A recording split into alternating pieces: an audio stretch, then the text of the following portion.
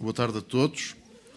Queria agradecer, antes de mais, a vossa paciência e a vossa compreensão pelo atraso no arranque desta sessão da tarde, mas, como sabem, a sessão da manhã, à qual, infelizmente, eu não pude assistir, foi muito interessante e muito discutida. Acabou muitíssimo mais tarde do que o previsto, o almoço acabou também mais tarde e quisemos dar tempo às pessoas de almoçar, apesar de tudo, antes de assistir a esta sessão. Esta mesa redonda que veem, que não está completamente composta, porque temos um dos participantes, Manuel Carvalho da Silva, que está neste momento a finalizar um contacto ali fora. O eurodeputado Daniel Cohn-Bendit vai fazer uma intervenção virtual, não está cá em corpo, mas vai estar em espírito.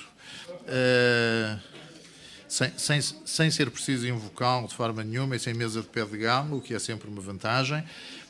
Vamos ter a participação da eurodeputada Marisa Matias, que vem a caminho, mas ainda não chegou, e temos connosco na mesa o professor Carlos Farinha Rodrigues, à minha esquerda, que eu cumprimento, fica por último, mas será o primeiro, como vão ver, vai ser o primeiro orador.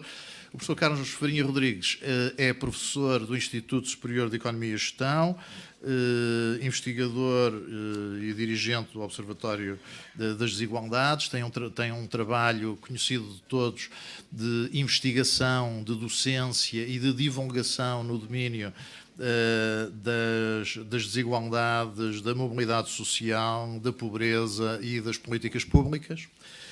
E vai ser o nosso primeiro orador e, sem mais delongas, passo-lhe aliás, peço desculpa. De facto, longe da vista, longe do coração. Podemos passar primeiro a intervenção do eurodeputado Cohn-Bendit, que dispensa a apresentação, dirigente do Grupo Europeu dos Verdes e um federalista conhecido pela sua atividade de militância. Vamos ouvir, então, a sua intervenção vídeo. Eu convidava o Manuel Carvalho da Silva a juntar-se a nós. Bom, muito boa tarde a todas e a todos. Eu gostava de começar por agradecer o amável convite que os organizadores fizeram para partilhar convosco algumas das minhas reflexões sobre o problema das desigualdades em Portugal. E escolhi para esta apresentação precisamente o título que ali vê: Políticas redistributivas e desigualdade em Portugal. Isto porquê? Porque, apesar de nós conhecermos já com algum detalhe, ainda que incompleto, o problema das desigualdades em Portugal, um dos aspectos que, na minha opinião, carece de um aprofundamento de estudo é precisamente o papel das políticas redistributivas em Portugal. E, de alguma forma, o retornar a este tema tem uma motivação. Basicamente, nos últimos meses foram publicados em Portugal 3 artigos e uma outra coisa que, de alguma forma, remetem para o tema. Os 3 artigos é, no fundo, um estudo sobre a desigualdade em Portugal, em que eu analiso o papel das políticas means test, das políticas baseadas em condições de recursos, para ver a sua eficácia e a sua eficiência. O segundo artigo é um artigo do professor Miguel Gouveia, que de alguma forma aponta para uma fraca eficácia das políticas sociais em Portugal. Há também, e este é o terceiro artigo, um artigo do Nuno Alves, do Banco de Portugal, que chega precisamente às conclusões opostas às do Miguel Gouveia. E, para além destes 3 artigos, há uma outra coisa, que é o relatório do FMI sobre as soluções para as reformas do Estado em Portugal, que também tem algumas, chamemos-lhe assim, algumas opiniões sobre o papel das políticas redistributivas.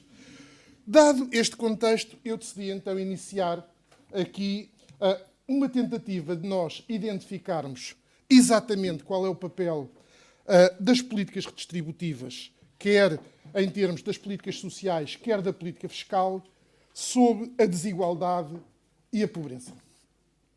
Qual a importância relativa dos impostos e das transferências sociais nas políticas redistributivas, qual a eficácia e eficiência dessas mesmas políticas e, por último, penso que também está no espírito desta discussão que estamos aqui a travar hoje, qual o impacto sobre a eficácia e a eficiência das políticas redistributivas das atuais políticas de austeridade.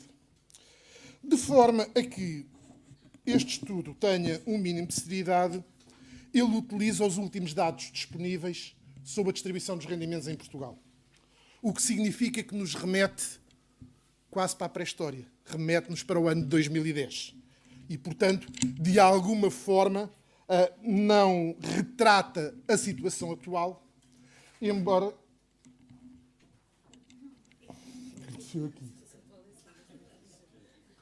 Já não se pode dizer mal do relatório do FMI. Bom, de alguma forma, aquilo que eu vos vou aqui tentar ilustrar, penso que nos deixa algumas reflexões e algumas pistas para uma interpretação mais atualizada do que é que está a acontecer em Portugal em termos de desigualdade e dos impactos das políticas redistributivas. Muito rapidamente, até porque também já aqui hoje foi referido, Portugal é um dos países da União Europeia com maiores níveis de desigualdade económica, que nós temos aqui é um indicador muito simples, que é o índice de Gini, em que claramente se vê que Portugal é dos países mais desiguais da União Europeia. Mas, apesar desta situação, se nós olharmos para os últimos 20 anos, o que podemos verificar é que, neste período, registou-se uma ligeira diminuição da desigualdade em Portugal, que é consistente, seja qual for o indicador de desigualdade considerado, e que, portanto, é relativamente inequívoco a diminuição da desigualdade que ocorreu até 2009, embora, como eu também já referi, isso não foi suficiente para que Portugal deixasse de ser, como se dizia antes no ciclismo, quase a lanterna vermelha do pelotão dos vários países da União Europeia em termos de desigualdade. Há um aspecto interessante que praticamente todos os estudos sobre a desigualdade também evidenciam, que é o seguinte. A pequena melhoria que houve nos indicadores de desigualdade em Portugal deve-se essencialmente à melhoria das condições de vida dos indivíduos em situação de maior precariedade social. Ou seja, se nós quisermos, utilizando uma linguagem mais simples, o que aconteceu foi que a melhoria dos rendimentos dos indivíduos mais pobres em Portugal traduziu-se, de alguma forma, numa ligeira diminuição do rendimento. E isso remete-nos para um primeiro aspecto das políticas sociais, que é, em grande medida, têm sido as políticas sociais de combate à pobreza e à exclusão social que têm tido como um efeito externo que permitiu alguma redução das desigualdades. Eu costumo dizer que, não havendo e não tendo havido nos últimos 20 anos políticas efetivas de combate à desigualdade em Portugal, os ganhos que nós tivemos em termos de desigualdade foram à boleia das políticas sociais de combate à pobreza. E estes dados, que são conhecidos e, portanto, eu não me vou aqui demorar muito, traduzem exatamente isso. Se nós analisarmos para os indicadores de pobreza, aí a diminuição foi mais consistente e também, na minha opinião, está associada em grande medida às políticas sociais. Tudo isto justifica que nós tentemos, com algum rigor, perceber exatamente como é que a política social, as transferências sociais e os impostos atuam, influenciam a distribuição do rendimento. Quando eu aqui refiro políticas sociais e fiscais, há duas observações prévias que eu gostava de fazer. A primeira é que, infelizmente, não é possível, pelo menos nesta fase de desenvolvimento deste trabalho, separar o que são prestações sociais baseadas em condições de recursos de prestações sociais de tipo contributivo. Os dados existentes não o permitem, portanto, nós vamos utilizar uma diferenciação das prestações sociais entre pensões e outras prestações sociais, que é uma aproximação, mas não é exatamente o mesmo que separar políticas contributivas de políticas não contributivas. No que diz respeito aos impostos, aqui estamos a falar exclusivamente nos impostos diretos, porque são aqueles que atuam diretamente sobre o rendimento das famílias, não esgotando, obviamente, o impacto que os impostos indiretos têm, mas que aqui não são considerados. Basicamente, para fazer este estudo, eu utilizo aquilo que ali aparece como um mecanismo sequencial de geração de rendimentos, que de alguma forma corresponde à própria forma como os rendimentos em Portugal são constituídos sequencialmente. Isto é, começamos com os rendimentos de mercado, isto é, os salários, os rendimentos de propriedade, outros rendimentos privados. De seguida, adicionamos-lhe as pensões de velhice e de sobrevivência. Obtemos o rendimento de mercado mais pensões. Adicionamos as outras transferências sociais e temos o rendimento bruto, ao qual vamos retirar as contribuições para a Segurança Social e os impostos diretos para termos o rendimento disponível das famílias. Ou seja, é este mecanismo sequencial que, de alguma forma, nos vai permitir ver o quê? Quando eu passo ali da primeira rúbrica para a segunda, o papel das pensões. Quando passo da segunda para a terceira, o papel das outras transferências sociais. E da terceira para a quarta, o papel dos impostos. Antes disso, convém termos uma noção do significado destas várias componentes do rendimento nas famílias. Este tipo de análise só é possível de fazer para o período 2006 e 2010. E, obviamente, que neste período não há grandes alterações de estrutura, mas há alguns factos extremamente importantes para nós percebermos a composição do rendimento. Reparem o que nós temos aqui, por exemplo, se pegarmos no ano 2010, temos os rendimentos de mercado, aqueles que correspondem às remunerações dos fatores produtivos e do capital. Temos as pensões e as outras transferências sociais e depois, de forma negativa, as contribuições para a Segurança Social e os impostos. Reparem que aqui o que nós temos é uma estrutura referenciada como admitindo que os 100% corresponde ao rendimento disponível. E, portanto, na prática, quando eu aqui olho e vejo que esta barra chega aos 120%, significa que, na prática, as componentes positivas do rendimento são 120 e qualquer coisa do rendimento disponível. Porquê? Porque depois há aqui 20 e tal que eu lhe vou retirar a impostos e contribuições para a Segurança Social.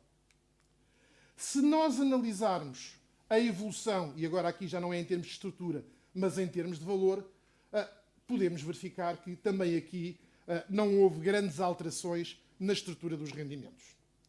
Mas onde isto começa a ficar mais interessante é quando nós olhamos para estas diferentes componentes do rendimento por quintis, em que eu tenho aqui os 20% mais pobres, tenho aqui os 20% mais ricos e basicamente o que é que eu vejo?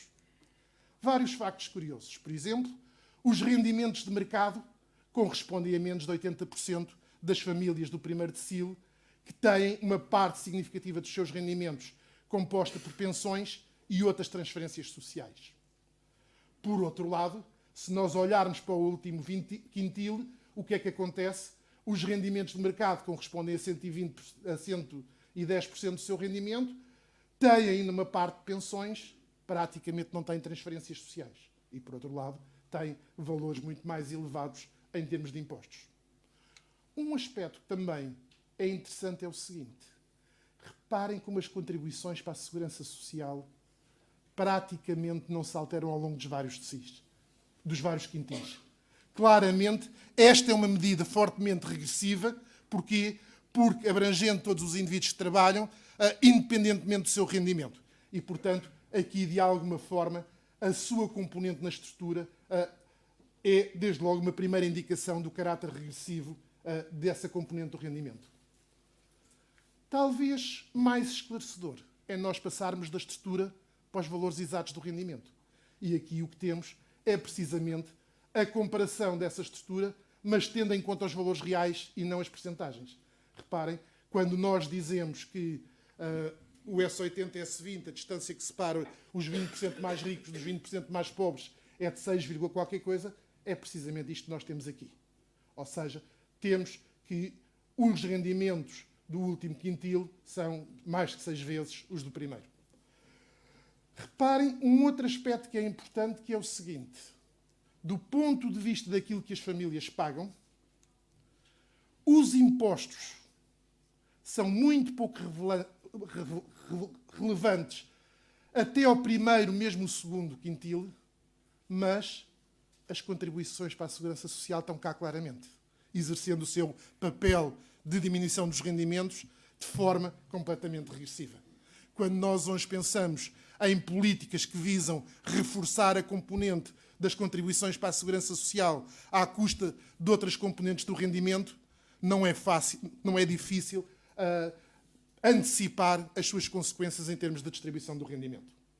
Bom, esta é a estrutura de rendimentos sobre o qual nós vamos operar. Primeira questão. Como é que muda a desigualdade quando nós passamos de um conceito de rendimento para outro? Há várias formas de observar essa mudança. Uma destas formas possíveis é eu dizer, ok, eu chego a 2010, vou ao rendimento de mercado e vejo qual é o nível do índice de Gini. 52,8%. A seguir, junto-lhe todas as transferências sociais e passo para 38,6%. Ou seja, as transferências sociais reduzem a desigualdade de 0,52 para 0,39. A seguir, aplico os impostos e tenho uma redução para aquele indicador que nós estamos habituados a utilizar, que é o índice de Gini do rendimento disponível. Vai ter que esticar um bocadinho, porque senão... Bom, basicamente esta é uma forma de medir a desigualdade. O problema é que, basicamente, aqui a ordem das famílias muda. E se eu quiser centrar a análise naquilo que é a situação final, eu posso utilizar um outro indicador, que são os índices de concentração, que me permitem ver a variação da desigualdade para cada um dos grupos do rendimento. E é isso que nós iremos aqui fazer. E este é o primeiro quadro, olhando pura e simplesmente para as transferências sociais e impostos, o que é que nós vemos? Se eu olhar para o papel das transferências sociais no seu todo, elas permitem reduzir a desigualdade entre 4 pontos percentuais e 5, 6 pontos percentuais. Primeira observação que é comum a praticamente todos estes quadros que eu vos vou apresentar. Apesar de nós termos um período muito curto de tempo, esta tendência é quase constante. O efeito redistributivo das políticas aumentou constantemente até 2009. Em 2010, início do período de austeridade, começa a diminuir a sua capacidade redistributiva. Segundo aspecto, se nós compararmos a capacidade redistributiva das transferências sociais com a capacidade redistributiva dos impostos, claramente a capacidade redistributiva das transferências sociais é superior à dos impostos. O que nós temos aqui é esse mesmo indicador calculado para vários países. Este indicador diz-me qual era a desigualdade na origem, este o efeito redistributivo. Conforme nós podemos ver aqui, claramente Portugal é dos países que têm à partida mais desigualdade, mas também é dos países onde a capacidade redistributiva do conjunto das políticas sociais e dos impostos é mais reduzida. Um quadro também extremamente interessante é este que está aqui, que compara para todos os países a capacidade redistributiva dos impostos e das transferências sociais. E o que é curioso é que aquilo que nós vimos em Portugal acontece em todos os países. As transferências sociais têm uma capacidade redistributiva de diminuir a desigualdade superior aos impostos diretos. E, portanto, claramente aqui nós temos um indicador que nos permite antecipar o que é que acontecerá aos níveis de desigualdade se as políticas sociais forem alvos de constantes ataques visando a sua diminuição, não só em termos de volume, mas principalmente a sua capacidade redistributiva.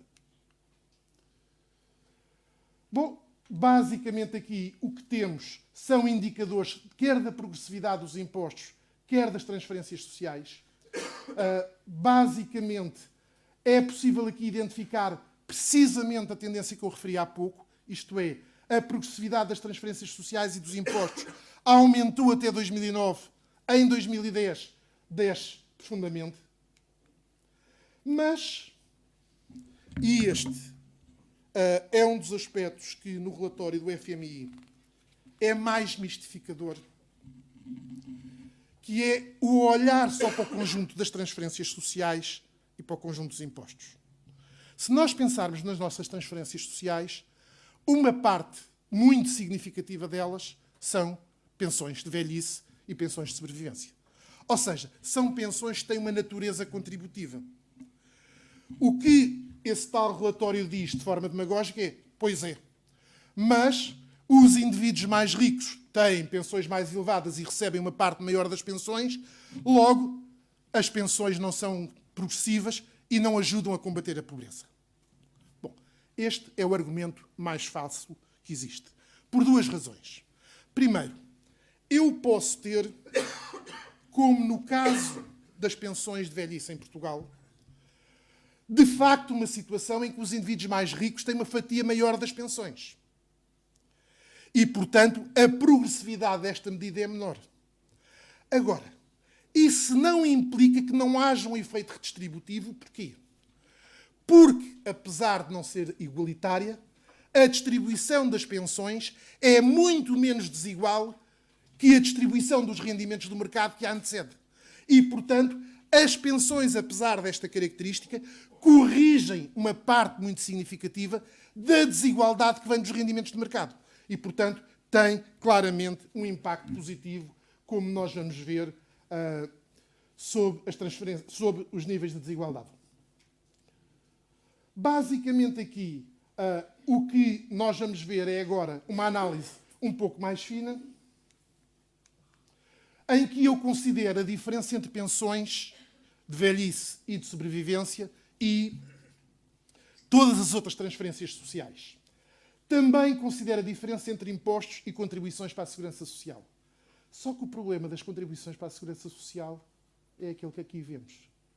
É praticamente neutro, ou seja, não há qualquer efeito redistributivo das pensões para a segurança social, porque, em grande medida, ele é quase como que um imposto proporcional. Bom, o que nós temos aqui é como é que evoluíram em termos de desigualdade estes vários tipos de rendimento, estas várias distribuições.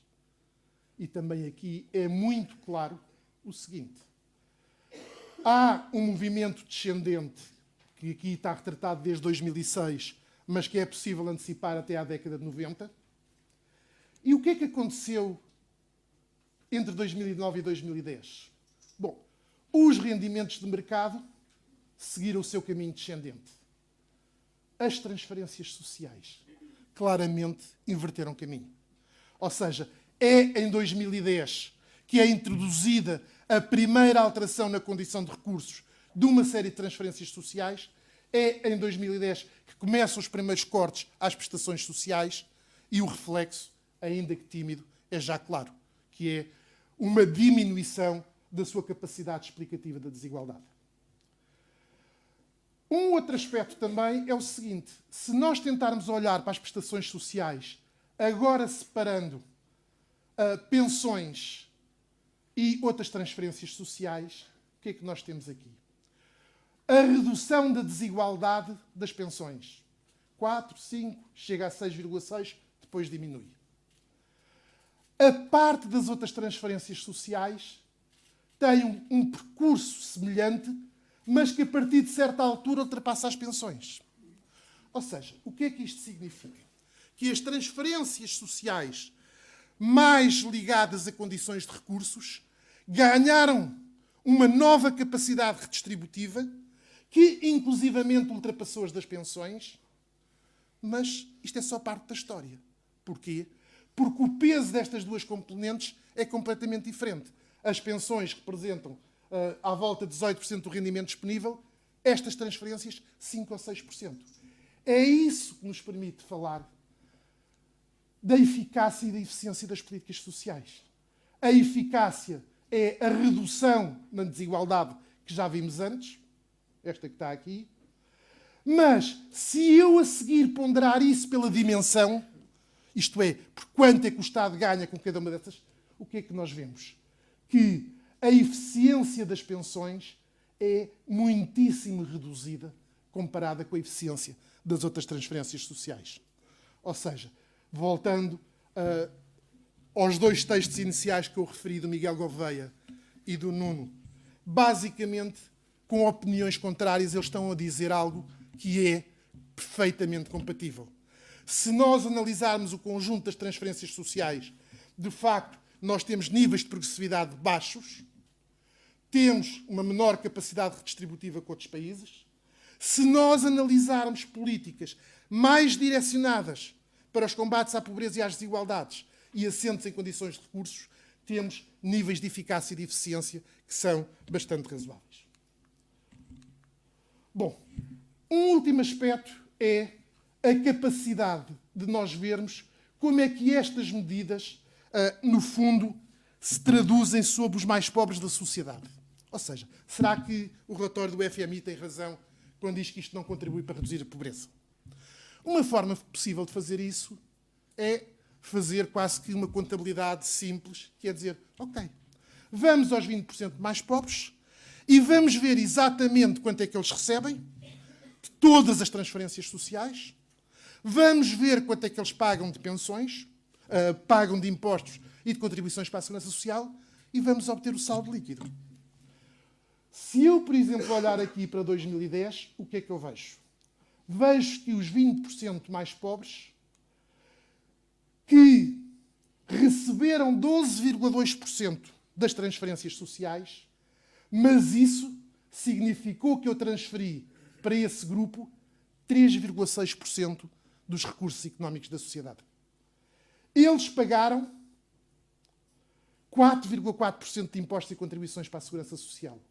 Ou seja, eles pagaram 1,1% dos recursos totais existentes na sociedade. Ou seja, há aqui um saldo líquido, uma transferência líquida para o primeiro quintil correspondente a 2,5 em 2010, que era 2,9 em 2009. Por último, se em vez de olharmos para a desigualdade, olharmos para a pobreza, o argumento do relatório do FMI, então, passa a ser pelo menos caricato. Isto é, se nós mantivermos a linha de pobreza oficial e reduzirmos as transferências sociais, basicamente o que eu tenho é um forte agravamento da pobreza. Por exemplo, em 2010, as pensões permitem reduzir em 17,8 pontos percentuais a taxa de pobreza em Portugal. Se eu olhar para as outras transferências sociais, este valor aqui está errado, certeza, é à volta de 9%, o que significa que o conjunto das transferências e das pensões permitem reduzir a incidência da pobreza em 25 pontos percentuais. Ou seja, claramente há aqui, primeiro, a necessidade de aprofundar este estudo para saber exatamente quais são os níveis de eficácia e de eficiência das políticas redistributivas. Segundo, há aqui indicadores concretos que nos permitem antecipar que a tentativa de, a pretexto da austeridade, reduzir ou eliminar as políticas sociais não só tem consequências gravíssimas em termos da precariedade das pessoas, mas, indiscutivelmente, vai ter efeitos em termos da desigualdade e em termos da justiça social. Muito obrigado.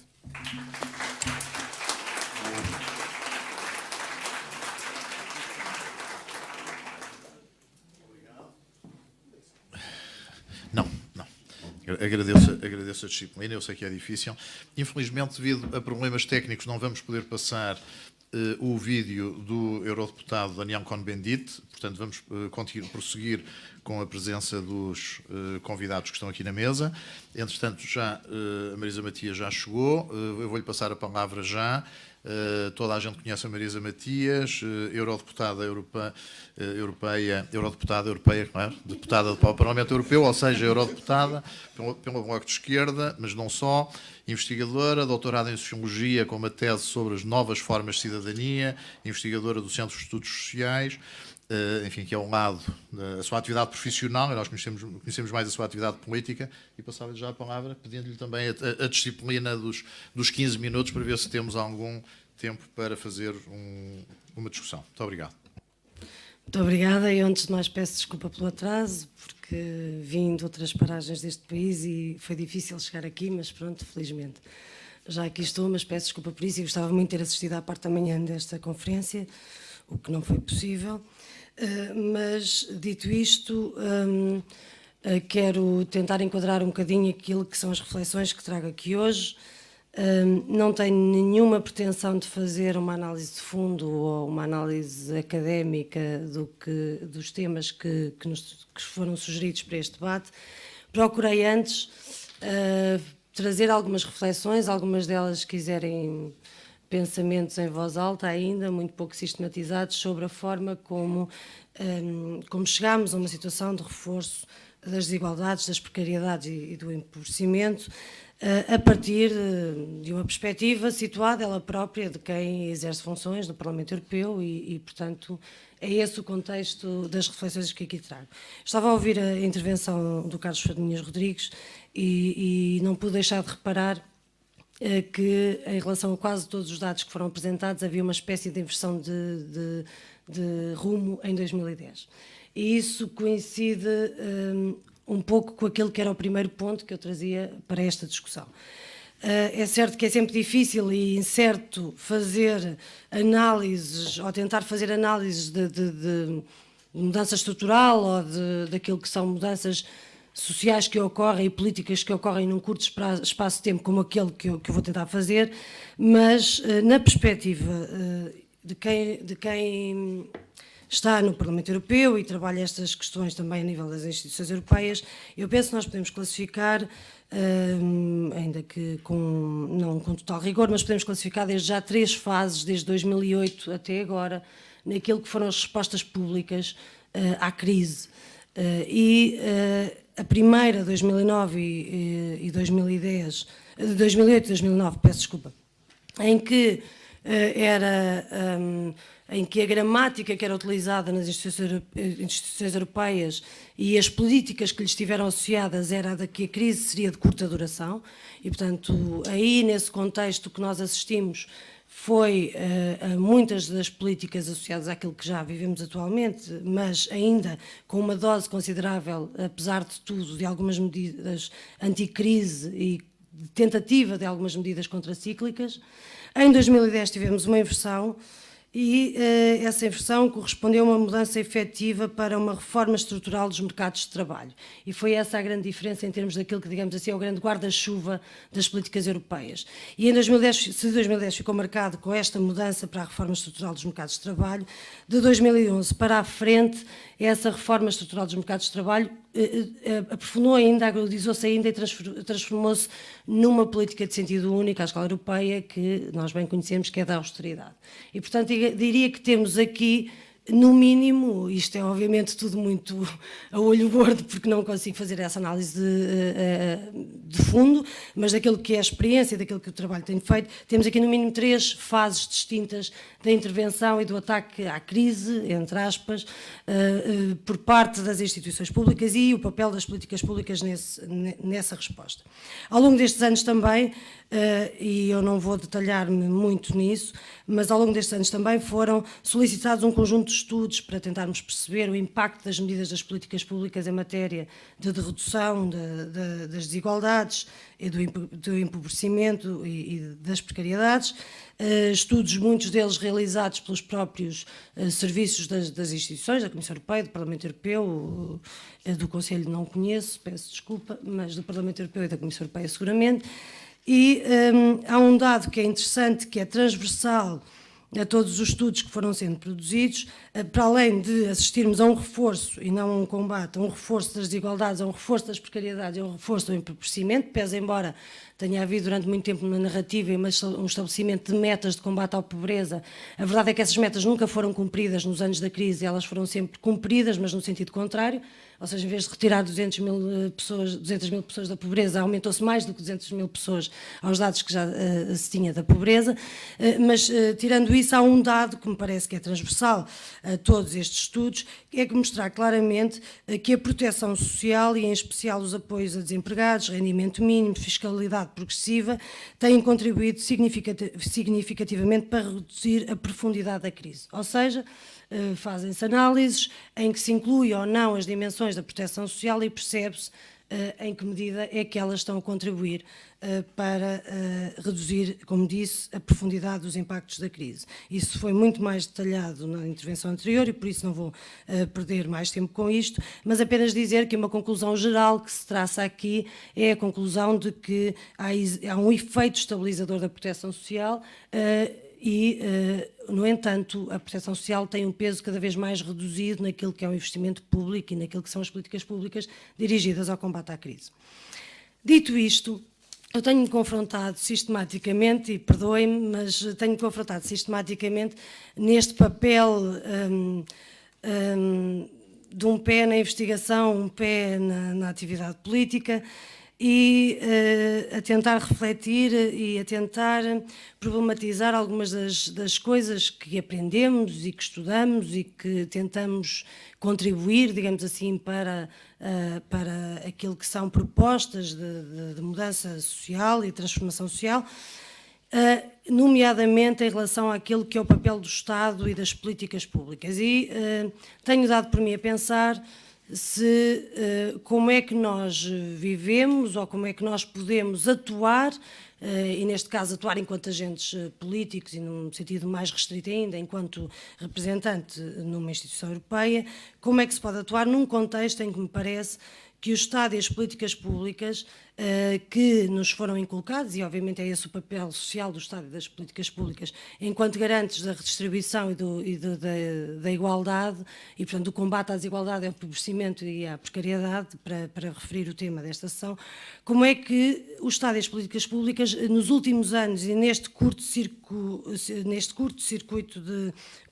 literal, peço desculpa, isto foi só uma força de expressão, mas pronto, é mesmo curto-circuito, neste breve tempo em que caracterizei nestas 3 fases, como é que o Estado e as políticas públicas acabaram por converter-se eles próprios também em agentes ativos da desigualdade, na promoção da desigualdade social e na promoção da precariedade e do empobrecimento.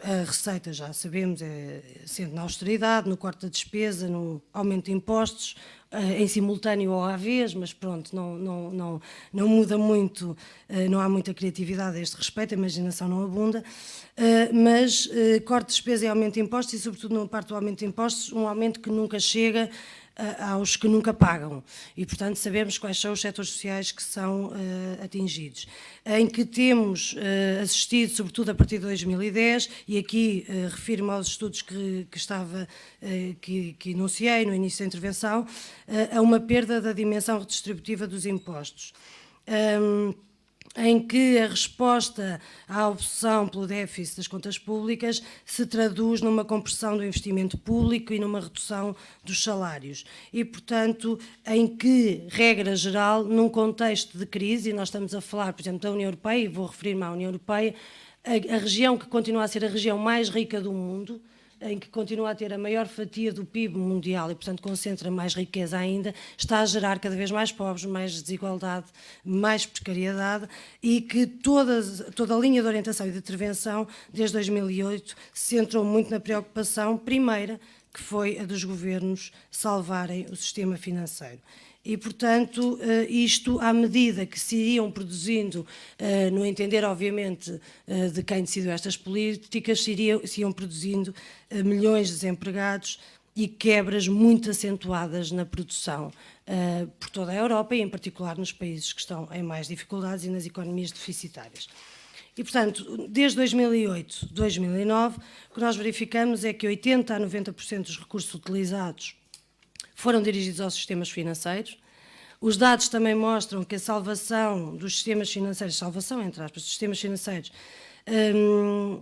pelas contas públicas, portanto, a partir das contas públicas é algo que representa cerca de 20% do PIB europeu, e, portanto, conseguimos concentrar, sobretudo em 2008 e 2009, porque a partir daí, como eu disse, da mudança em 2010 para as reformas estruturais, das reformas sobretudo relativas ao mercado do trabalho, e de 2011 para a frente em relação à austeridade, mas em 2008 e 2009, quando houve o grande embate da crise financeira, a nível europeu, o que se dedicou a medidas anticrise e anticíclicas, e ponho algumas aspas nestas definições, porque elas não foram novas medidas, mas foi apenas a recuperação de algumas medidas que já existiam, foi qualquer coisa como cerca de 10% dos recursos disponíveis e que foram utilizados. Portanto, é esta a diferença.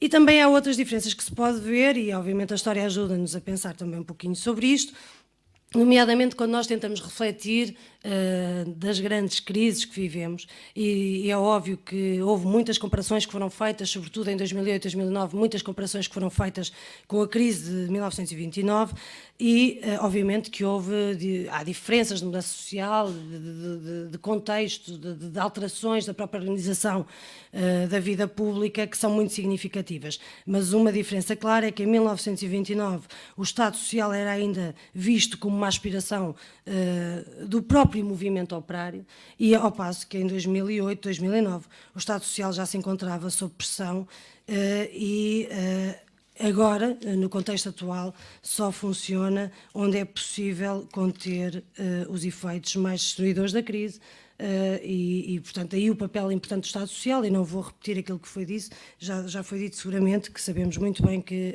o Estado Social não é responsável pela crise que vivemos atualmente.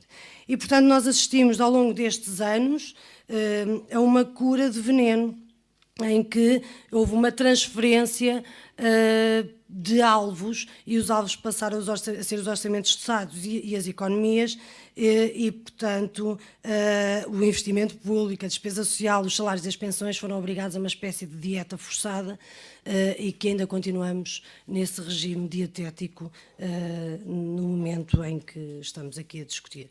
Isto tem algumas dimensões de tragédia, não acho que seja farsa, acho que é mesmo trágico. A primeira é a da tradução da política económica numa redução clara à disciplina orçamental e à política monetária. Portanto, aquilo que é um horizonte mais vasto da política económica encurtou as vistas, e esta é uma das consequências. As consequências que estamos a ver é resultado também parte disso. E uma segunda tragédia, que é aquela que ainda vivemos atualmente, de que a tese que tem vigorado na intervenção do Estado e na definição das políticas públicas, de que o crescimento e a criação de emprego dependem da austeridade. E, portanto, isto acaba por começar a ver-se cada vez mais como uma medida, ou uma tese, peço desculpa, que é ela própria uma espécie de antecâmara do suicídio da economia europeia. Mas é este o contexto em que estamos a viver atualmente. E, portanto, as instituições públicas e os Estados foram perdendo neste cenário muita da sua qualidade redistributiva, e quando chegamos aqui, ao momento em que os Estados e as instituições públicas, mas e as políticas públicas, peço desculpa, perdem muita da sua qualidade redistributiva, começamos a entrar num domínio onde a questão da injustiça e da justiça do poder se começam a colocar como questões centrais para os debates que temos que fazer. E, portanto, também é preciso trazer para estas discussões, obviamente, a dimensão da democracia.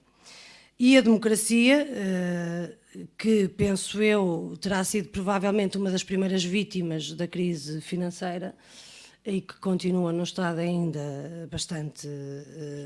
Portanto, nós temos assistido a uma multiplicação, desculpem a nota de rodapé, mas temos assistido a uma multiplicação e à criação de entidades, órgãos, sei lá o que mais, que cada vez mais definem mais o que é que são as decisões que são fundamentais para a vida cotidiana dos cidadãos, e todas essas instituições, órgãos, programas, modelos de intervenção, cada vez mais longe do controle democrático, cada vez mais longe de qualquer domínio que se aproxime da transparência ou da prestação de contas. E, portanto, temos estado a criar ao longo destes anos uma espécie de monstros não democráticos que têm uma influência muito maior na nossa vida do que aquela que poderemos pensar.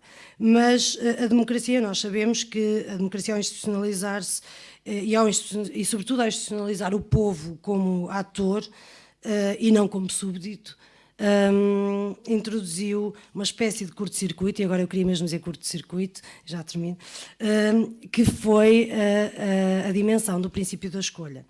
E, portanto, a democracia ataca, por isso, o fundamento da discricionariedade do poder e torna o poder permeável à contradição e ao conflito. E eu penso que esta é uma das questões mais visíveis que temos vindo a assistir e que se calhar estava um pouquinho mais perdida, mas que acabou por emergir um pouco neste contexto.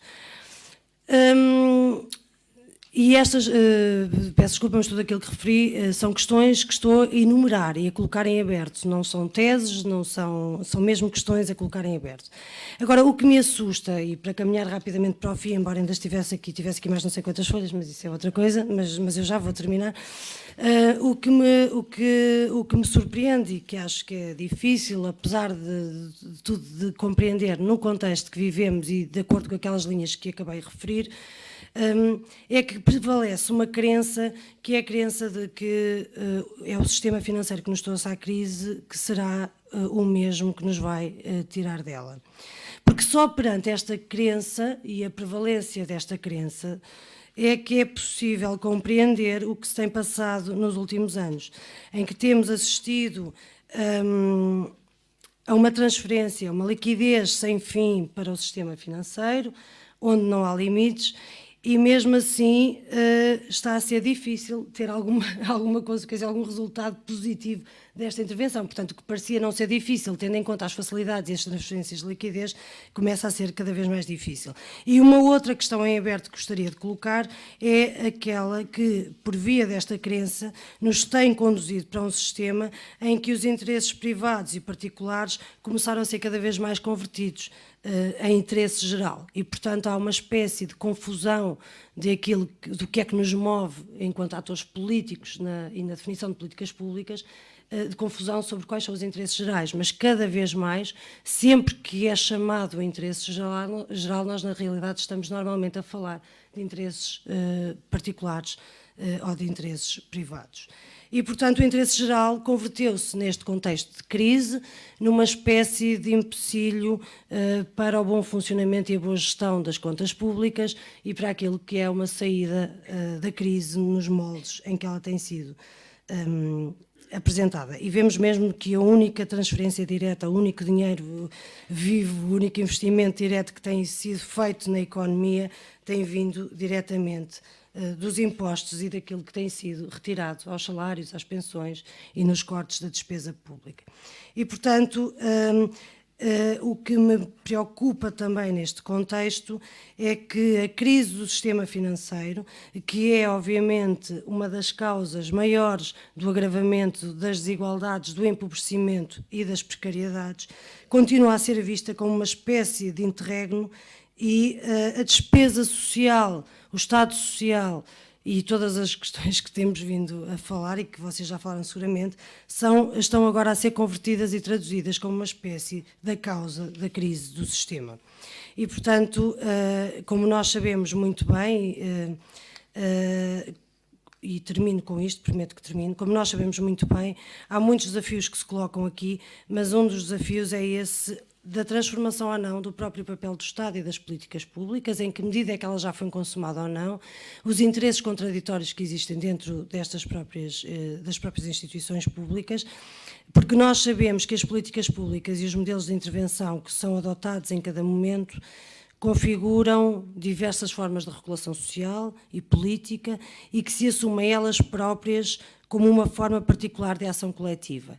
E é nessa relação de forças, de diferentes formas de ação coletiva, seja ela mais institucional ou menos, que nós nos encontramos neste momento e, portanto, eu acabo por fazer apenas um diagnóstico que é muito baseado nas minhas próprias preocupações no exercício das funções que exerço, mas que acho que são questões que têm determinado muito daquilo que tem sido a resposta pública à crise, ou melhor, a falta da resposta pública à crise e ao combate à desigualdade e ao empobrecimento. Muito obrigada.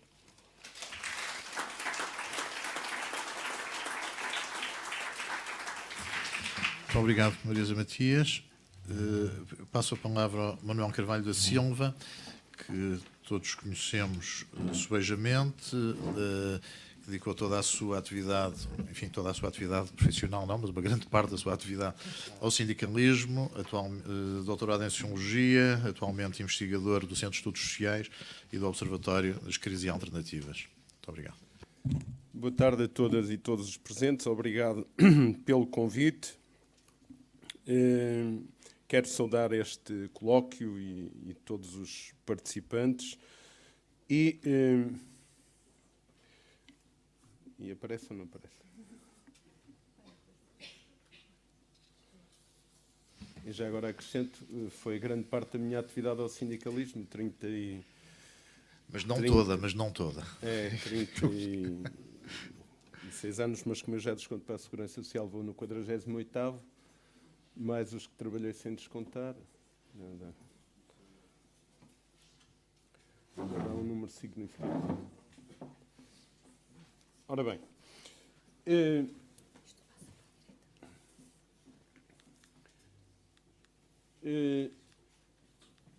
então não andei.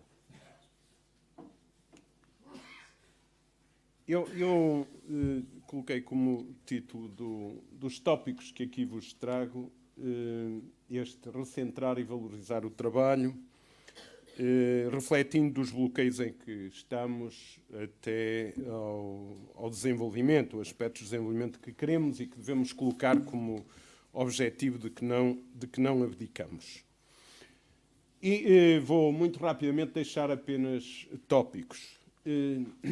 Falar um bocadinho das dimensões desses bloqueios, ou seja, da crise e das contradições do sistema capitalista em que vivemos e que é dominante. E a este propósito queria deixar 3 notas de partida. Que nós precisamos de uma proposta alternativa à austeridade e ao empobrecimento. Essa resposta, uma proposta política alternativa, tem que olhar para a realidade concreta da nossa sociedade, vermos as forças que temos, o recurso a que podemos deitar mão, mas não pode, sem ter a pretensão de encontrar a resposta aos problemas mundiais ou europeus, não pode deixar de olhar o global e olhar o europeu no concreto, porque tem que seguir em muitos aspectos caminhos que não são os caminhos de continuidade daquilo que se vem aplicando. Têm que ser mesmo caminhos alternativos e, em alguns casos, procurarmos responder a bloqueios e a rupturas que se podem enunciar em dimensões que aqui vos apresento.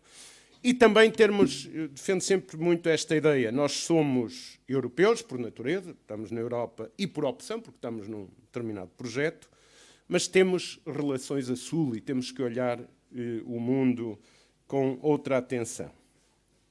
Normalmente, quando falo desses bloqueios, a propósito da palavra crise, enfim, ela tem uma certa adequação, mas a crise tornou-se como que uma instituição. Não é? Há muitos anos que nós ouvimos qualquer político do regime, do sistema, ou qualquer patrão ou comentador de serviço, à falta de recursos, argumenta com a crise e com os impactos da globalização. Portanto, a crise tornou-se uma instituição, mas todos nós sabemos do que estamos a falar. E, portanto, nós hoje vivemos com bloqueios na sociedade que tem. Eu normalmente enuncio estas 14 dimensões, podíamos falar de outras, e normalmente também coloco em relevo 3 profundas contradições do sistema. A velha e sempre ressurgida... Epá. Isto anda sozinho? A velha e sempre ressurgida contradição capital-trabalho, e em particular a operacionalização... Pronto, é uma chatice. A operacionalização do valor de trabalho, acho que estamos desafiados a discutir indicadores, variáveis para a definição de conceitos que sustentem de forma adequada ou mais justa uma outra operacionalização do valor do trabalho. Por exemplo, os conceitos de motivação, os conceitos de mérito são hoje profundamente manipulados. Eu costumo dizer, em termos de brincadeira, que quando vemos indivíduos apoderarem-se de milhões de euros por ano em nome da motivação e do mérito associado a essa motivação, temos que concluir que eles são muito, muito preguiçosos, porque o comum dos cidadãos, para serem motivados, né, são motivados por coisas muito pequeninas. Não precisam de milhões e milhões de euros. Nós temos que procurar responder a esta contradição da degradação da relação metabólica homem-natureza ou homem-sociedade-natureza e recentrar valores, aqui menciono o universalismo, a multiculturalidade, a multilateralidade, mas podemos acrescentar outros quando olhamos para a Europa, a solidariedade, o respeito pela autonomia e a soberania dos povos e outros no processo europeu que estão postos em causa. Uma outra interrogação que queria partilhar convosco é como afirmar hoje direitos no trabalho e direitos sociais perante 5 questões. Menciono aqui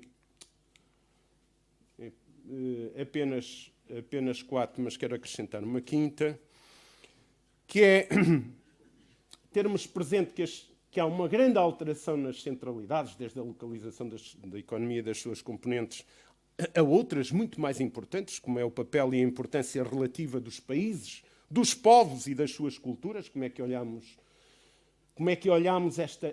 este novo tempo em que estamos e os nossos olhares estão viciados. Nós olhamos sempre como os detentores das receitas do desenvolvimento e como estando na linha da frente, e às tantas temos que travar muito dessa concepção. Como é que lidamos na afirmação dos direitos de trabalho e dos direitos sociais com o facto de estarem a chegar e continuarem a chegar centenas de milhões de trabalhadores, usando aqui um conceito de trabalhador que é comumente utilizado por nós nestas coisas, portanto, que chegam ao mercado de trabalho neste sistema capitalista. É bom lembrar que só a entrada da China e dos conjuntos de países do leste da Europa neste mercado de trabalho, entre aspas, do sistema capitalista, né, significa entre 1/3 a metade da disponibilidade hoje existente. Eles estão aí a jogar o jogo, mas também a presença de milhões de trabalhadores de países e de povos que têm o direito e afirmam não abdicarem do seu lugar neste espaço global que é também profundamente local. Como é que afirmamos os direitos de trabalho e os direitos sociais perante a abordagem de grandes alterações na sociedade, aquelas que são mais intrínsecas ao ser humano e que devem ser tratadas de forma positiva? O aumento da esperança de vida. Nós estamos formatados mesmo quando discutimos temas como este, da mobilidade, da igualdade, nós estamos formatados ainda e, do ponto de vista institucional, a coisa está totalmente no sentido de abordar o aumento da esperança de vida como um fardo, como uma carga, uma chatice. Agora temos que resolver isto. Não, esta é a maior conquista das sociedades humanas dos últimos 100 e poucos anos. E eu acho que devemos apontar caminhos de desenvolvimento que afirmem inequivocamente o aumento da esperança de vida como uma mais-valia. Isto levava a uma profunda reflexão sobre o que vai ser, nesta mudança de tempo, mudança de era, o papel dos mais velhos. É uma questão importante. E o que isso tem de implicações na estruturação da sociedade para a resposta à vida dos seres humanos, desde a sua nascença até a entrada na escola, a entrada no mercado de trabalho, os conceitos que devemos ter quanto à reorganização de formas de estar no mercado de trabalho, etc. Mas o que se passa em relação ao aumento da esperança de vida deve passar-se em relação a um facto muito concreto, que é o aumento quantitativo e qualitativo das mulheres no trabalho na sociedade, que eu acho que vai marcar o século. As coisas não... A legislação do trabalho, por exemplo, começou a pegar algumas destas matérias, mas muito superficialmente, não aborda estes problemas. E o outro que é os processos migratórios. Dir-me-ão, mas sempre houve processos migratórios. Pois, mas há hoje processos migratórios num determinado contexto, com determinadas características, e muita da recomposição demográfica, e não só, vai ter os processos migratórios como um fenómeno importante que precisamos de tratar. Um quarto aspecto que queria partilhar convosco é a dificuldade em se forçar uma utilização da riqueza existente na criação de trabalho útil, ou, se quisermos, de trabalho com direitos, portanto, de emprego útil. Como rompemos com este bloqueio? Em nome da crise, por exemplo, a OIT põe isto muito em relevo, em nome da crise, os resultados obtidos estão a ser apropriados em vez de haver reinvestimento e, portanto, uma ajuda à criação de emprego. Há uma apropriação aceleradíssima da riqueza real, não é? Em nome de uma pretensa perda que também os ricos tiveram com a crise. Não é? Nós ouvimos esta lenga-lenga aí todos os dias. Esta apropriação indevida, como é que rompemos com isto? E há um quinto tópico, debaixo desta interrogação, que gostava de colocar, e por coincidência a Marisa até já passou por lá. É que, debaixo do programa do Banco Central Europeu e das ordens e da imposição que está a ser feita do sistema financeiro, nós não conseguimos recompor direitos no trabalho e direitos sociais. Porque o programa deles é um programa com obrigações de atacar o Estado Social, de destruir o Estado Social. Está voltado para aí. Alguns dos condicionalismos dos seus programas políticos situam-se exatamente em os governos dos países se comprometerem a destruir direitos do trabalho e direitos sociais. Perante isto, dizendo que as políticas de austeridade não são resposta à crise, deixo-vos ainda a seguinte observação. A recessão, o desemprego, a existência de um sistema fiscal que agrava as desigualdades, a diminuição dos salários, isto está a ser aceleradíssima, e já agora, a transferência em nome das alterações à legislação do trabalho, por exemplo, não está quantificada, mas a transferência de valor da parte do trabalho para o capital feita com as últimas alterações legislativas, no concreto do nosso país, agravou a desigualdade na distribuição da riqueza de uma forma brutal. Vamos ver se consegue identificar minimamente quanto é, mas é uma coisa incrível. Todos nos recordamos que os patrões defendiam a existência de uma parte variável significativa na retribuição salarial. Em nome do combate à crise e das limitações da crise, essa parte variável foi pura e simplesmente cilindrada. Há setores, por exemplo, o setor dos transportes, onde essa parte variável significava entre 25% a 30% da retribuição salarial. Mas não é só aí. Os prémios, etc., tudo isso foi cilindrado. Há um discurso do nosso primeiro-ministro, em setembro passado, apelando aos patrões para eliminarem essa parte variável. Portanto, esta diminuição dos salários, das pensões, ainda em relação aos salários, permitam-me só um acrescentozinho, o que se está a passar com esta proposta da administração em relação aos trabalhadores da administração pública. É brutal, não é? É a proposta de destruição de 50 mil postos de trabalho. O que isto significa? Portanto, a grande prioridade é o emprego. Mas o emprego cria-se no privado e no público, e no terceiro setor, mas depende essencialmente dos dois. Mas se destrói 50 mil diretos na administração pública, destroem-se umas dezenas de milhares indiretos no setor privado, porque a administração pública também cria atividades privadas nas mais diversas áreas. E depois o que está a ser feito? Em nome de nivelar as condições, destroem-se direitos. Aumenta-se o horário, propõe aumento do horário de trabalho de 35 para 40 horas. E aqui há duas observações que temos que fazer. Nós vimos, em Portugal como noutros países, desde a luta pelas 8 horas, desde o final do século XIX, né? Nós vimos numa caminhada progressiva fundamentada socialmente, politicamente e economicamente para a redução do horário de trabalho. A OIT, os estudos mais recentes da OIT, recordo-me até de uma exposição feita pelo Raymond Torres em 30 de janeiro passado, num colóquio que organizamos, recolocou a necessidade da redução do horário de trabalho para as respostas à crise e para a criação de emprego. Os argumentos do ponto de vista de fundamentos tecnológicos, do ponto de vista de científico e até económico, apontam para a necessidade da redução do horário de trabalho. E de uma penada, em nome de uma falsa igualdade, que já referirei a seguir. Aumenta-se o horário de trabalho em 5 horas, portanto, dá-se um sinal. No setor privado hoje trabalha-se mais de 40, aliás, há um meu amigo que diz que é preciso reivindicarmos a colocação de relógios de ponta aí nas empresas privadas, porque se está a trabalhar muitas mais horas do que o horário normal e é preciso picar o ponto para se controlar os horários de trabalho.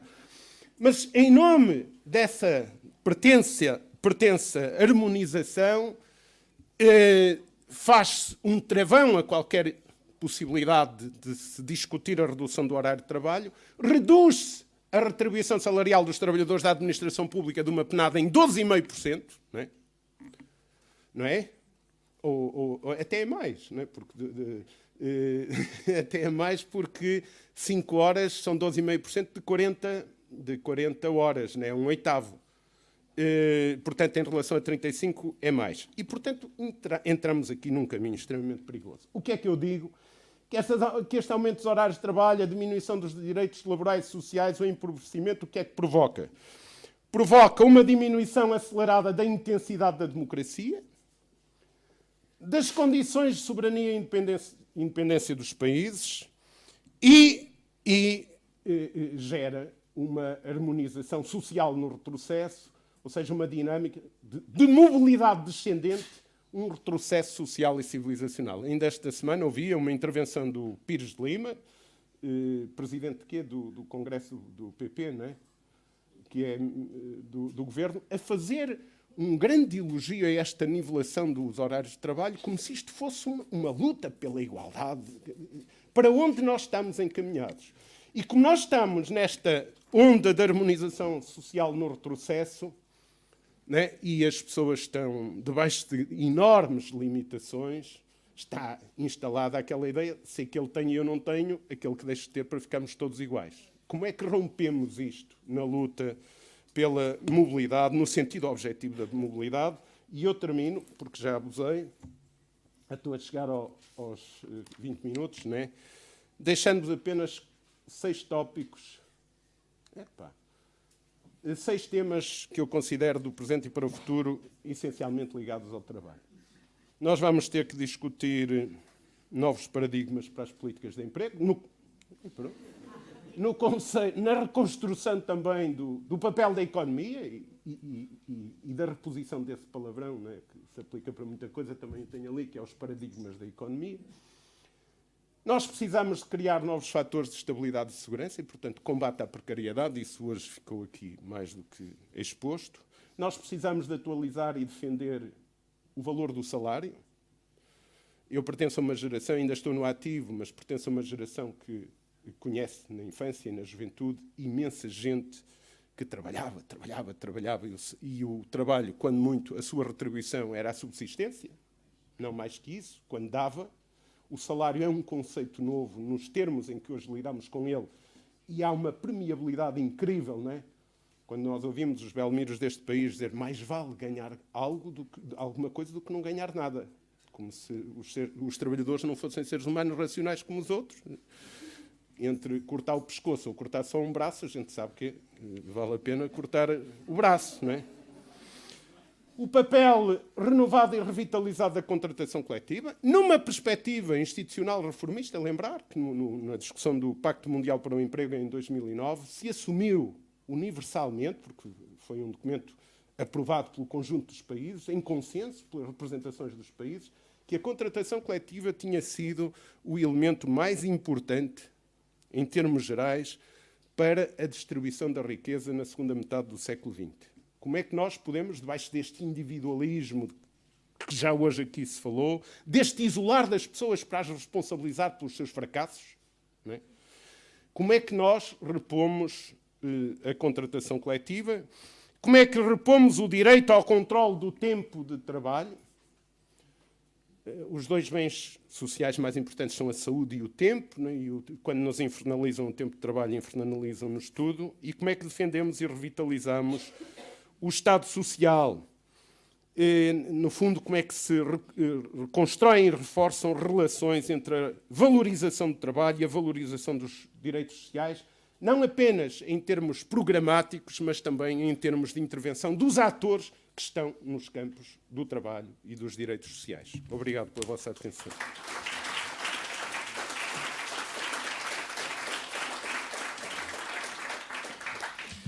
Muito obrigado pela disciplina. Tivemos um painel muito bem comportado.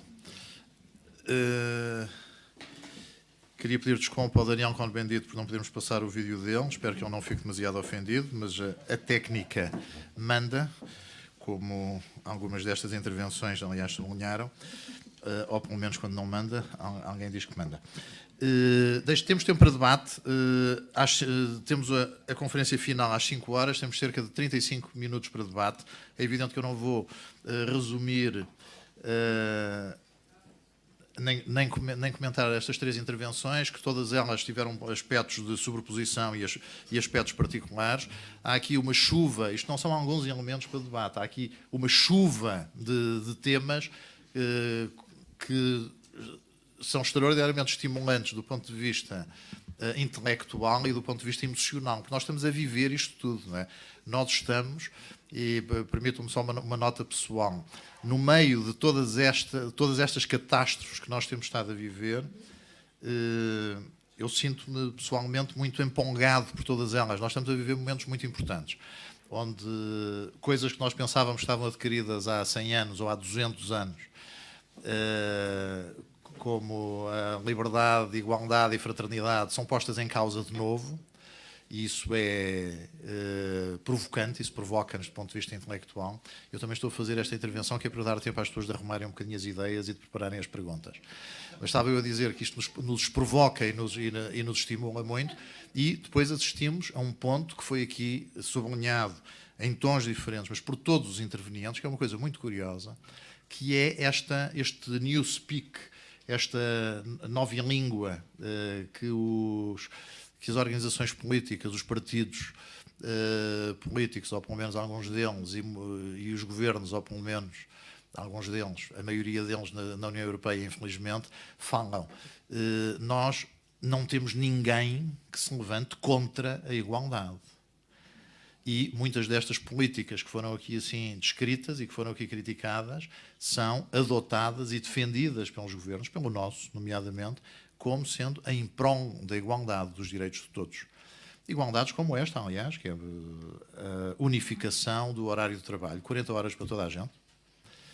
Provavelmente deveríamos estar agradecidos por não ser um horário suplementar de 50 horas para toda a gente, incluindo aquelas pessoas que já estão fora do mercado de trabalho. Mas, enfim, há aqui novos conceitos, há aqui conceitos velhos que nós pensávamos já adquiridos, pensávamos que estavam arrumados, que podíamos passar à frente, e que estão a ser postos em causa. Mas não estão a ser postos em causa honestamente e lealmente no plano intelectual. Não há ninguém que diga, eu penso que a igualdade, tal como é defendida pelos sindicatos ou tal como é defendida por determinados agrupamentos políticos, é algo pernicioso. Nós poderíamos discutir isto neste plano. Mas não, estes conceitos aparecem de uma forma um bocadinho mais escondida e que, se nos pode irritar muito, também nos interpela muito intelectualmente. Bom, estamos na fase do debate, como já devem ter percebido. Vamos usar o método do braço no ar e eu vou recolher várias perguntas. Já tenho aqui assim vários braços. Vou começar pelo primeiro que eu vi. Eu vou tentar varrer a sala toda com o olhar, mas peço desculpa desde já se eu não vir algum. Agradecia que fossem diretos. Se quiserem fazer por comentários, façam comentários. Isto não é só para perguntas, mas agradeço que sejam diretos, concisos e, por favor, não façam perguntas ao painel todo, porque eu não vou deixar que as 3 pessoas que respondam à mesma pergunta tentem dirigir a vossa pergunta a uma pessoa em particular. Obrigado. Boa tarde. O meu nome é Ana Margarida Esteves, sou socióloga. A minha pergunta é dirigida especificamente a Marisa Matias, mas se o Dr. Manuel Carvalho da Silva também quiser contribuir com a resposta, acho que dará também uma contribuição bastante interessante. É o seguinte: toda esta financiarização da economia e a erosão da capacidade produtiva das economias europeias e do Ocidente em geral é em grande parte o resultado de uma globalização económica e de uma correspondente globalização financeira que teve como objetivo promover e até apoiar a transnacionalização e a globalização das cadeias produtivas. com a consequente erosão da democracia e da soberania dos países e dos povos. Eu pergunto-me se, além das 6 propostas que o Dr. Manuel Carvalho da Silva apresentou para superar a crise, se não deveríamos também colocar uma 7ª proposta que em si deveria ser uma proposta de fundo e englobante, que seria, em primeiro lugar, o seguinte: a relocalização, ou melhor, o enraizamento das cadeias de produção ao nível local, a revalorização da economia local, sem por isso deixar de promover o comércio internacional.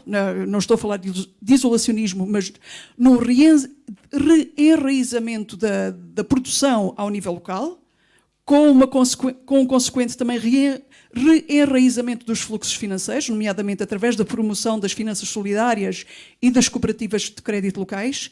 E, em segundo lugar, uma espécie de reintegração daquilo que Jürgen Habermas chamava as 3 esferas de ação. De reintegrar a chamada esfera pública, a esfera económica, a esfera do mercado, e também aquilo que Jürgen Habermas chamava, isto na tradução para inglês, o life world, a vida diária, o campo da formação da subjetividade, o campo da formação dos valores comunitários, com o objetivo, no fundo, de renovar o significado, de recriar o projeto a nível também mais ontológico, da recriação de projetos e da promoção da criatividade política dos povos e do reaprofundamento da democracia. Muito obrigada.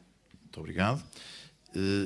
Agradecia, temos ali assim, de um lado, do meu lado esquerdo da sala, 2 outras perguntas, e vi, se quiserem ir treinando para daqui a bocadinho para a segunda volta, só para eu ter uma ideia de onde é que os braços vão aparecer. Temos aqui assim um. Bonjour, je m'appelle Ansari, sociologue, investigateur. Est-ce que c'est vraiment crise, sécurité, financement? Pourquoi nous on cache? C'est la crise capitaliste. C'est-à-dire que crise, c'est la banquière. C'est la richesse. Alors, si la richesse, alors, il faut payer les pauvres, il faut payer pour le banquier capitaliste. Non, non, monsieur. Inégalité, c'est quoi? Tous les pays de l'Union européenne n'est pas égal. Il faut accepter. C'est-à-dire que Portugal, Grèce et Irlande, Espagne, ce n'est pas comme Portugal, comme la France, Union européenne, Angleterre ou Allemagne. Alors il faut aider. C'est-à-dire aider de l'éducation, aider de financement, aider de formation pour les travailleurs et pour les entreprises. Laissez-moi parler. Oui, mais si vous voulez adresser une question, si vous voulez adresser une question. Alors, qu'est-ce qu'on va faire?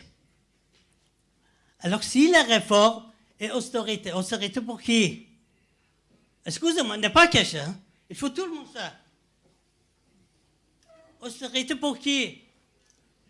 Pour les capitalistes qui n'ont pas payé, qui l'ont fugé pour l'impôt, pour les IVA.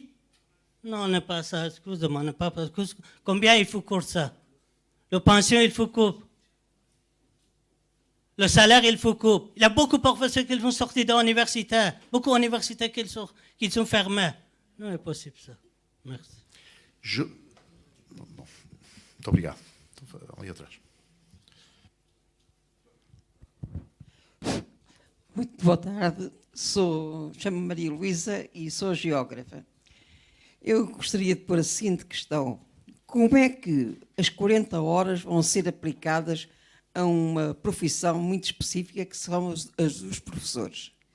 Se os professores têm como instrumento de trabalho a sua voz, como é que podem, durante 8 horas por dia, estar constantemente a falar e sempre em pé? Eu sou professora reformada e recordo-me que no tempo da outra senhora o máximo de horas letivas que um professor podia ter eram 30 horas. Cheguei eu a atingir esse limite. porque no liceu onde eu cheguei, em Angola, a única licenciada em Geografia era eu. De maneira que carregaram-me com as turmas que puderam. E tive que aceitar os horários de 30 horas. Cheguei ao fim, com problemas na voz, mas aí eu era nova, ainda aguentava. Eu pergunto, como é que vai ser com os professores? 40 horas, 8 horas por dia, sempre em pé, sempre a falar. Como é que isso vai ser? A não ser que nos queiram tirar horas letivas e nos obriguem, por exemplo, a fazer a limpeza das salas, só se for isso. Não havendo aqui no painel nenhum terapeuta da fala, eu vou atribuir a sua pergunta ao sindicalista presente, que é o Carvalho da Silva. Vamos recolher mais uma pergunta, por favor.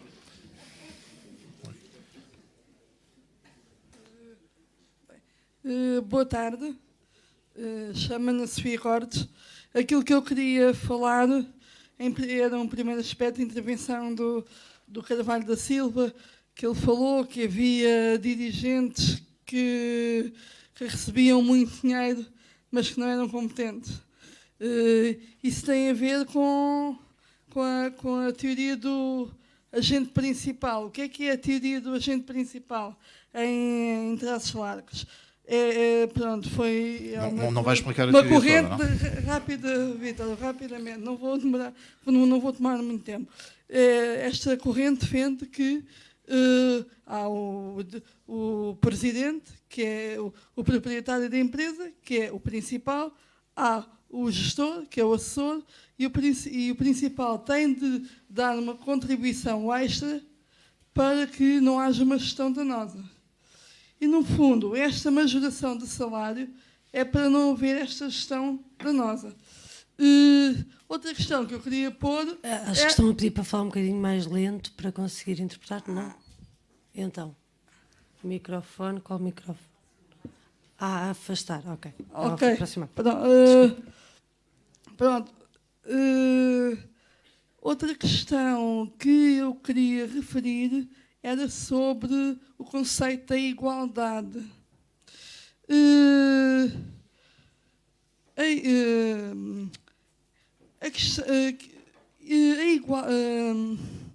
No fundo, o setor público é gerido numa lógica empresarial, porque considera-se que a gestão privada cria maior transparência e igualdade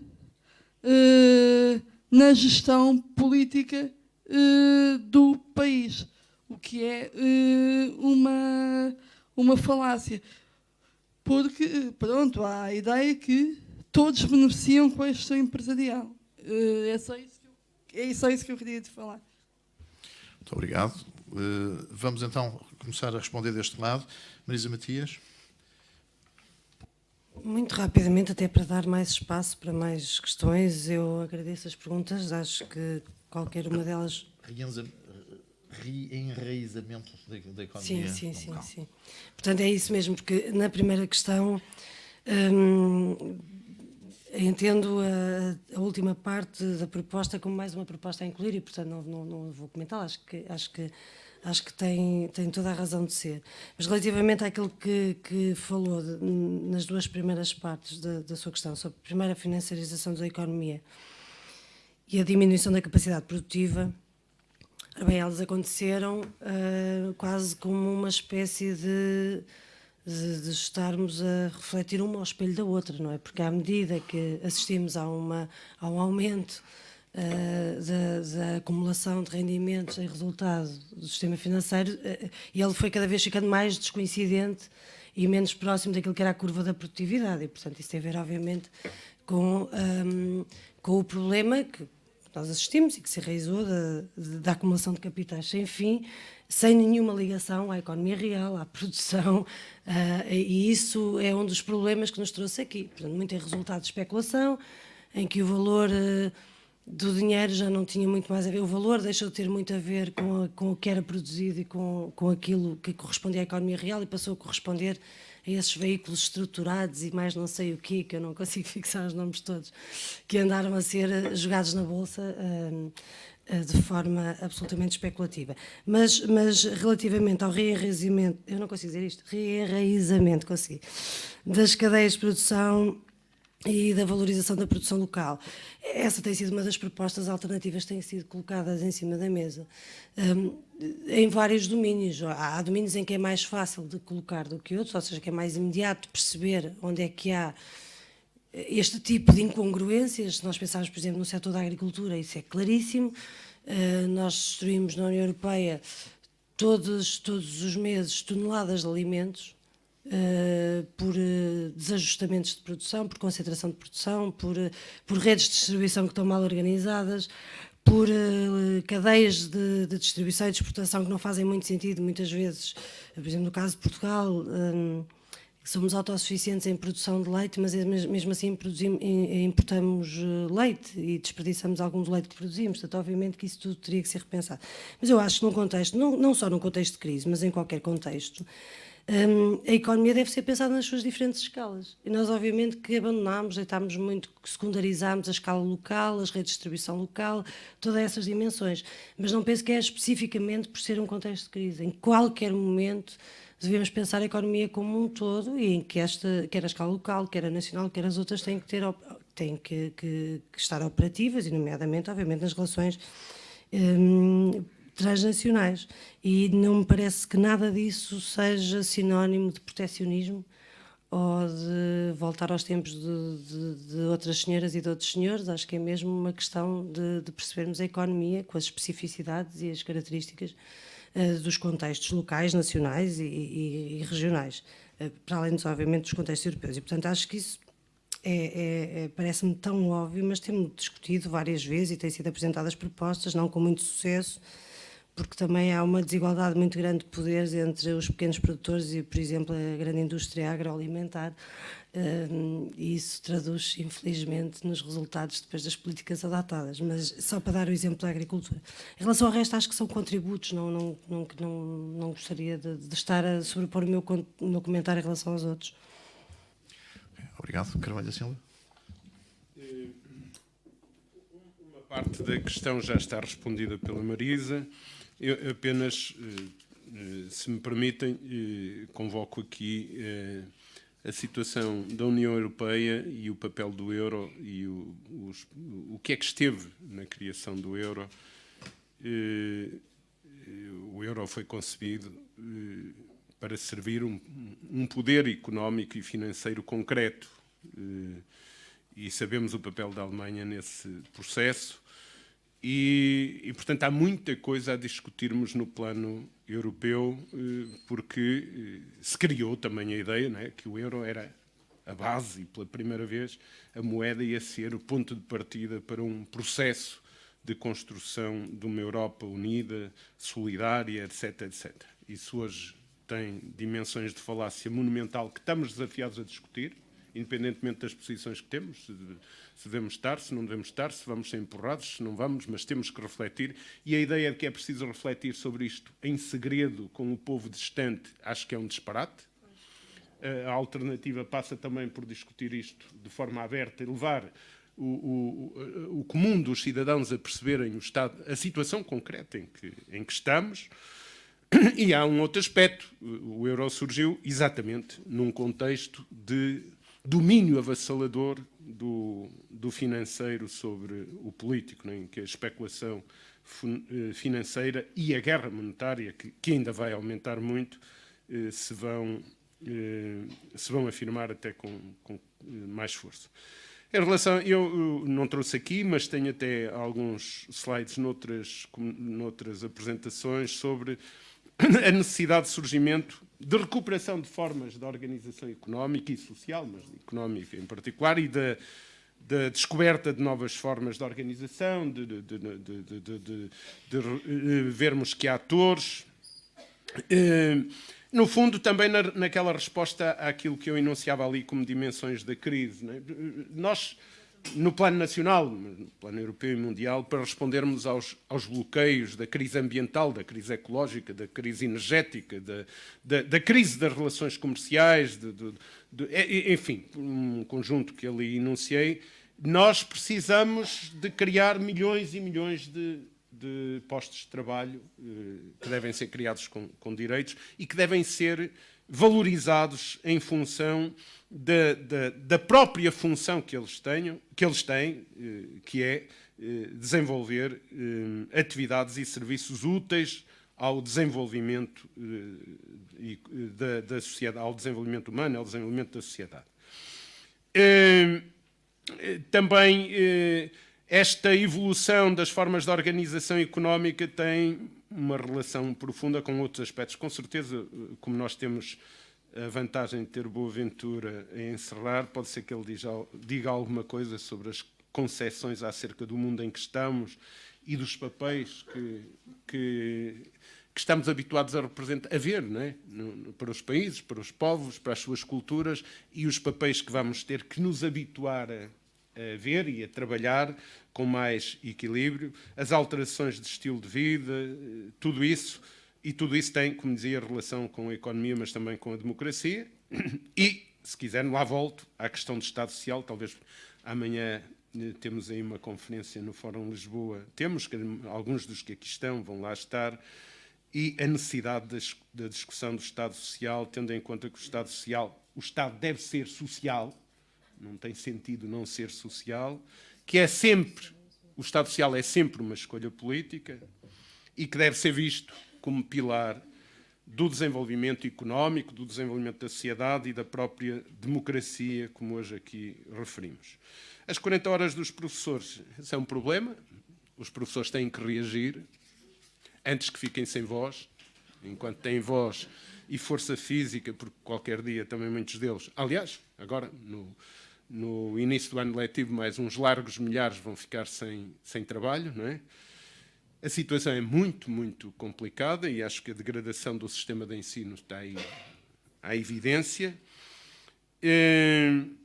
E quanto ao resto, a questão que me foi colocada, a questão também dos dirigentes que se autorremuneram, a questão que aqui trouxe é preciso um debate e um afrontamento para se construírem e reconstruírem indicadores e variáveis para a operacionalização do valor de trabalho de cada um. E termos uma outra coisa, é a observação sobre o direito do trabalho. A relação entre a consagração de direitos no trabalho, o surgimento do direito do trabalho enquanto ramo consolidado do direito, que está hoje em causa, as normas fundamentais da Organização Internacional do Trabalho, o sindicalismo, todos eles têm a mesma gênese e a mesma caminhada, e nós temos uma situação que é alguns detentores de poder nas organizações, privadas e públicas, apoderaram-se, como diz há uns anos o Alain Supiot, apoderaram-se do direito de trabalho, manipulam, não é? É uma coisa curiosa, porque estes indivíduos que, em nome da motivação e do mérito, se autorremuneram com milhões e milhões de euros, né? A cláusula mais importante que eles têm nos compromissos dele é a rescisão do contrato.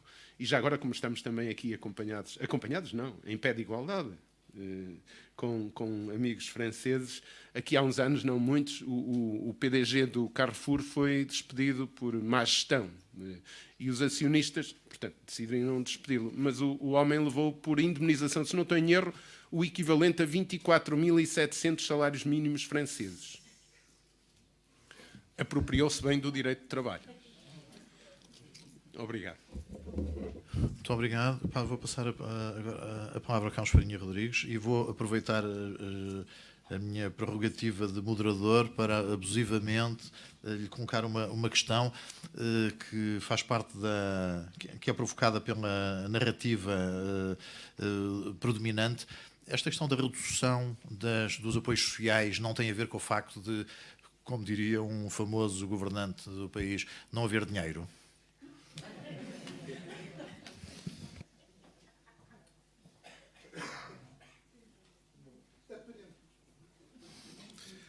Aparentemente, esta seria a questão essencial quando nós discutimos os cortes sociais.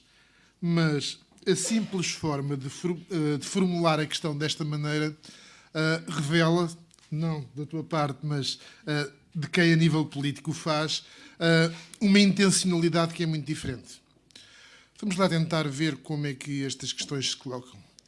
Primeiro, eu acho que ninguém de bom senso pode pensar que as políticas sociais tenham um estatuto de exceção em relação às outras políticas, a quando a necessidade de alguma contenção orçamental.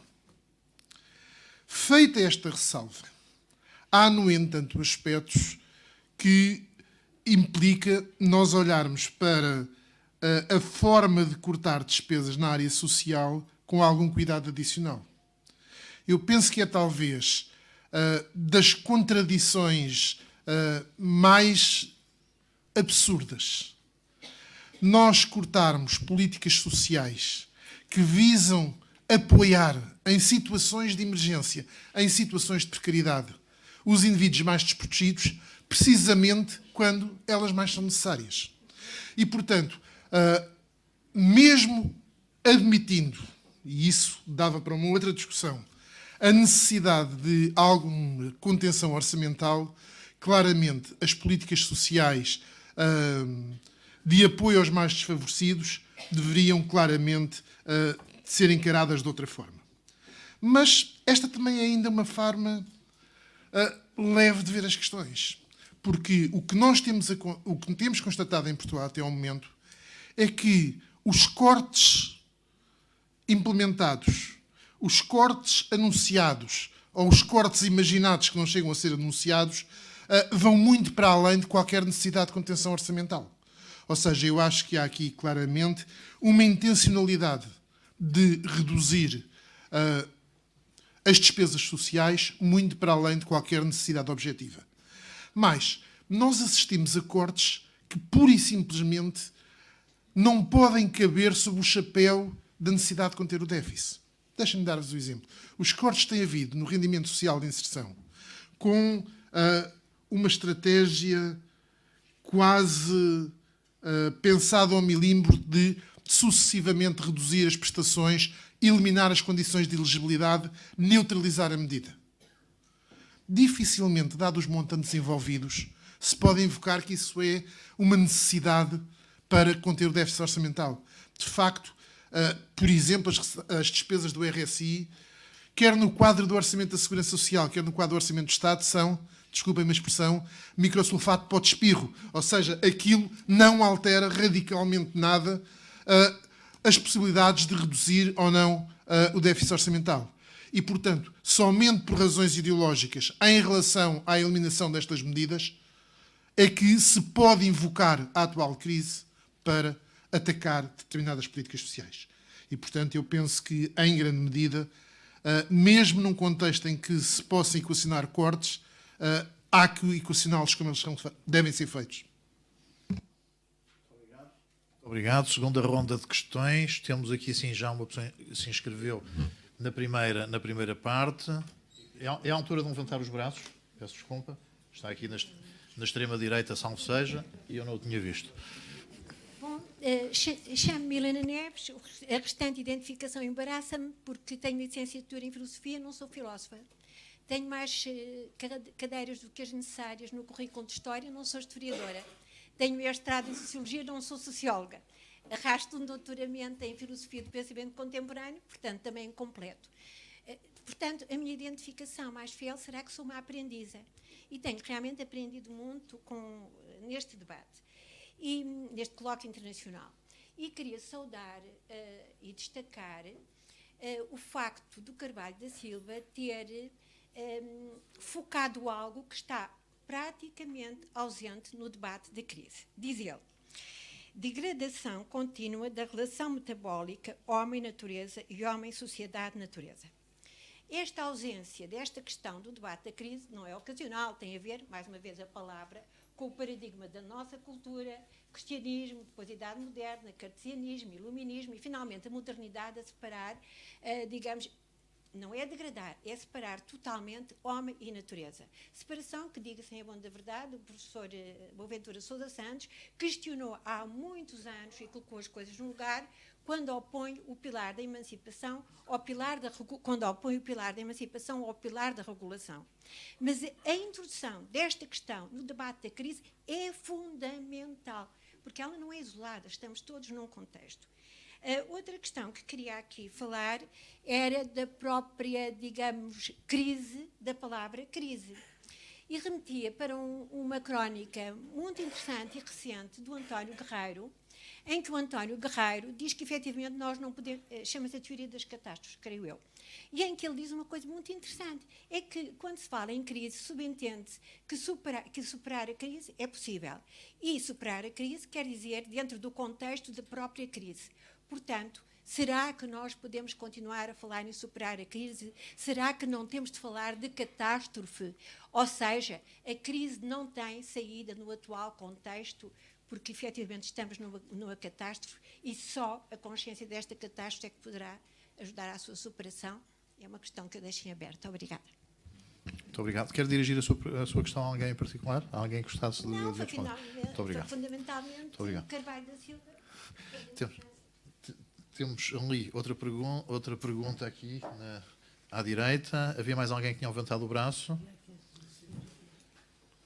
Aqui sim. Posso. Boa tarde a todos. Sou Óscar Antunes, presidente do Sindicato dos Técnicos de Manutenção de Aeronaves,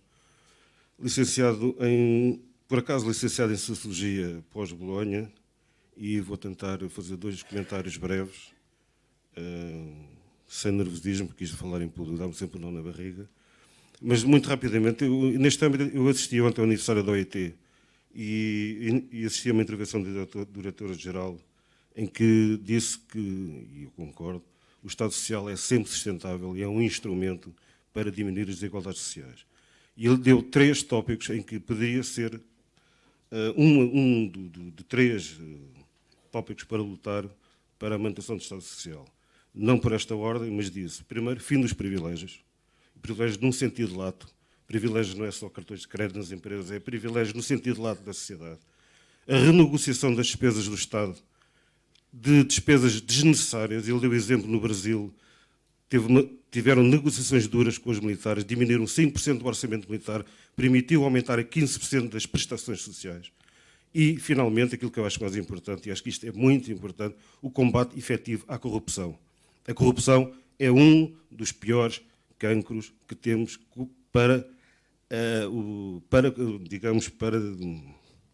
é um cancro que corrói o Estado Social. Isto é um pequeno comentário que eu ouvi do diretor-geral do OIT. Queria deixar aqui também transmitir estas três ideias. Eu penso que isto não será novidade.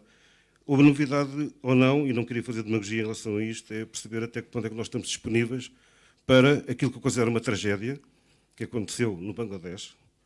800 operárias, mulheres, que faleceram a trabalhar num edifício de 9 andares com 3.000 pessoas a trabalhar para sustentarem as nossas modas ocidentais.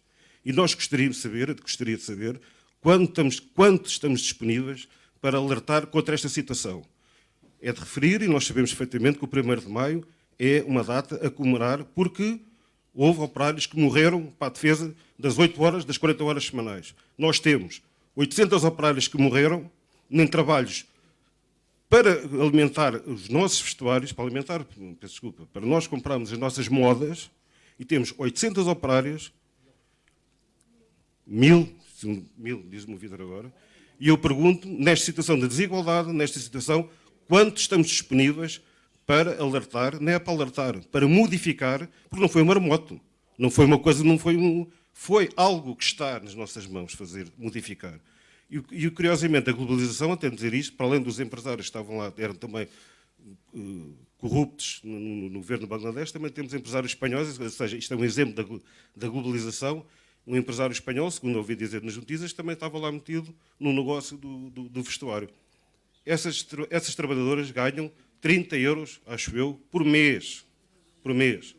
Ganham 30 euros por mês. Morreram, eu gostava de saber quanto é que vale a vida humana no Bangladesh, quanto é que vale aqui. Se efetivamente um avião caísse num edifício no mundo ocidental e morressem 900 ou 1000 trabalhadores, qual é o escândalo que seria? Nós aqui, no mundo ocidental, acho que houve reações em Espanha em relação a isto, mas eu gostaria de saber, efetivamente, o que é que nós podemos fazer para contrariar este sistema em que nós estamos montados. Muito obrigado. Temos mais uma pergunta. Já devíamos estar a acabar as perguntas e as respostas. Agradeço que seja sucinto. Então, são duas questões, mas são mesmo muito sucinto. A primeira é mais... Não sei se me estão a ouvir. A primeira é mais para o Carlos Farinha Rodrigues, quando falou da contradição, na altura em que há necessidade de mais apoios, reduzem-se os apoios, eu veio-me à cabeça a expressão que em economia se usa muito, sobretudo em políticas públicas, que é dos estabilizadores automáticos, que eu acho que são cada vez menos automáticos. Isto é o primeiro ponto. Comentar essa falta de automatismo do que se chama estabilizadores automáticos. Segundo ponto, eu estava aqui a ver que ninguém voltava a falar dos temas que deram um título a esta mesa redonda: desigualdades, precariedades, empobrecimento. Felizmente, voltou-se, numa das últimas perguntas, a repor essas questões e seria interessante, se houvesse tempo, que comentasse um pouco melhor, um pouco mais, uma ligação que o Carvalho da Silva fez sobre desigualdades, precariedade, empobrecimento e a baixa de intensidade da democracia e, inclusive, também da soberania dos países. E lembrei-me, entretanto, de uma resolução do Parlamento Europeu do ano passado, em que as medidas de austeridade, isto é o título da resolução, as medidas de austeridade são uma ameaça à democracia. Muito obrigado. Damos por findas as perguntas. Lamento muito. Haveria certamente outras a fazer, mas não há tempo. Isto não é a ditadura do tempo, é a democracia do tempo. Vou dar a palavra pela última vez a cada um dos participantes do painel. Tentando ser muito sucinto, o conceito de estabilizadores automáticos é um conceito conhecido da economia. Eu, ultimamente, tenho utilizado num outro contexto para avaliar a atual crise nos seguintes termos. Eu estou profundamente convencido que o agravamento da pobreza e da precariedade social é algo que afeta, obviamente, a condição de vida dos pobres, mas vai muito mais para além disso. Nós pactuarmos com o agravamento da pobreza e da exclusão social significa não só diminuirmos a qualidade da democracia em que vivemos, mas significa também pôr em risco a própria coesão social. E é nesse sentido que eu acho que uma política que eu nem quero classificar de tentativa de destruição de todas as políticas de proteção social e de empobrecimento enquanto objetivo, claramente é uma política que põe em causa a coesão social, porque elimina os poucos estabilizadores automáticos que funcionam para garantir essa coesão social. Obrigado. Marisa Matias. Muito rapidamente, não houve nenhuma questão direta que tivesse sido colocada, vou só comentar a resolução do Parlamento Europeu sobre a austeridade como ameaça à democracia. É bem verdade que houve uma resolução aprovada nesse sentido, mas eu diria que essa resolução é uma ilha no meio de tudo o resto que é aprovado naquela casa. Na mesma altura em que se aprovaram, aliás, reforços atrás de reforços de medidas de austeridade. E nós temos esta especificidade no Parlamento Europeu de aprovarmos coisas contraditórias, mas isso percebe-se pela lógica de funcionamento do próprio Parlamento, mas há comissões onde tudo é permitido dizer, porque não passa disso mesmo, são declarações, Uma delas é a Comissão de Liberdades, Direitos, Liberdades e Garantias, que normalmente faz aprovar resoluções bastante críticas das políticas atuais, mas tudo o resto, e sobretudo as diretivas, a legislação efetiva, os regulamentos que são aprovados são no sentido contrário às declarações que são feitas. E na mesma altura em que foi aprovado, por exemplo, o orçamento plurianual da União Europeia para o próximo ciclo de 2014-2020, num modelo em que há uma previsão de redução dos recursos para os fundos de coesão, e agora foi mesmo agora falado do problema da coesão social, e é central, entre 10% a 15%, redução dos dinheiros disponíveis do orçamento para a criação de emprego à volta de 15%, e portanto estas medidas são muito mais efetivas, já para não falar todas as políticas e medidas associadas à coordenação e à governação económica, mas acabam por ser muito mais efetivas do que as restantes. Mas isso não significa que não haja permanentemente um braço de ferro, e eu penso que de todas as instituições europeias, provavelmente o Parlamento é aquela que está neste momento mais disponível para ver a evidência de que a austeridade não está a funcionar, que obviamente estamos a degradar e muito, não resulta, ponto. É um programa absolutamente irreal, o problema é que tem consequências reais e dramáticas para a vida das pessoas, mas o programa em si é absolutamente irreal. E penso que isso começa a fazer, apesar de tudo, algum caminho dentro do Parlamento Europeu, embora seja ainda uma luta muito difícil de fazer. Obrigado. Carvalho da Silva. Sobre a crise, o conceito de crise, eu disse no início que é muitas vezes utilizada como instituição. Não é? Criou-se a instituição crise que justifica uma série de coisas. O conceito de reformas também está manipulado. É todos os dias utilizado como a outra face da crise. Não é? Há a crise e depois vêm as reformas, que não são reformas nenhumas. Há uma subversão já do conceito e, portanto, para justificar a crise, e a maior parte das reformas são o aprofundamento dos tais conteúdos da crise. Eu sou defensor que a resposta à atual situação, que pode ser de catástrofe, o Juan Somavi, enquanto diretor-geral do OIT, no relatório à 100ª conferência, num dos subtítulos, dizia que estamos na emergência de uma nova era, numa perspectiva meramente institucional, reformista. Portanto, isto não é aí uma crisita, isto é uma nova era. Claro que também dizia que ela não nos vem oferecida, é pela ação e inação que se determinam os rumos. Mas eu acho que é preciso descobrir uma certa articulação entre reformas verdadeiras e rupturas, e algumas das reformas têm, no fundo, têm a dimensão de rupturas. Quais são as dimensões? Enfim, há pouco deixei aqui um desafio ao professor Boaventura Sousa Santos, que é capaz de improvisar no final e também nos falar um bocado destas rupturas e por onde é que elas andam. E em relação... E a última questão, sobre o horário de trabalho, e uma referência aqui ao 1º de maio. Nós comemoramos agora o 1º de maio, e eu tive a oportunidade de escrever um pequenino texto, um artigo por um jornal, dizer que é preciso um exercício de memória histórica, não é? Lembrarmos que as mudanças que deram origem ao 1º de maio, desde logo o horário de trabalho, mexeu durante gerações e gerações na nossa condição de trabalhadores, e mexe, na nossa condição como pessoas, não é?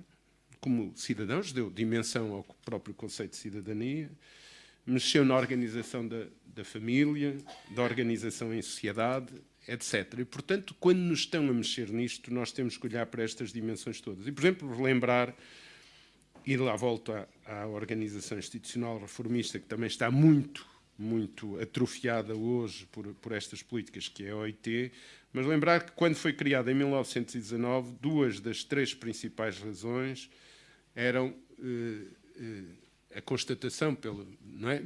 Em 19, no Tratado de Versalhes, ou na sequência dele, dizer, bem, se não há respostas no plano social, olhem ali a Revolução Russa. E o outro era a constatação, e está plasmado nos textos, de que o desequilíbrio entre o trabalho e o capital era provavelmente a primeira causa da instabilidade, portanto, da guerra, ou seja, da instabilização da paz no mundo. E nós estamos desafiados nestes tempos de maio a ver isto e a ver como é que fazemos participação e como é que chegamos às pessoas. E esta é a pergunta para o moderador da mesa, que vai terminar, como é jornalista e também foi jornalista, mas uma pessoa que reflete sobre estas coisas. Alguém me dizia hoje no início disto, estamos aqui, são debates importantes, mas como é que nós depois chegamos ao comum das pessoas? Porque há aqui muita coisa que o comum dos cidadãos, se lhes chegasse até, eram capazes de ter mais participação. E nós estamos desafiados a isto, e como o moderador é um especialista da área, fica-lhe a pergunta. Muito obrigado. Eu vou, espero que não indelicadamente, mas vou fugir esta provocação que o Carvalho da Silva me deixa. Acho que não conseguiria encaixar isto em 30 segundos, mas é certamente uma das mensagens com que ficamos.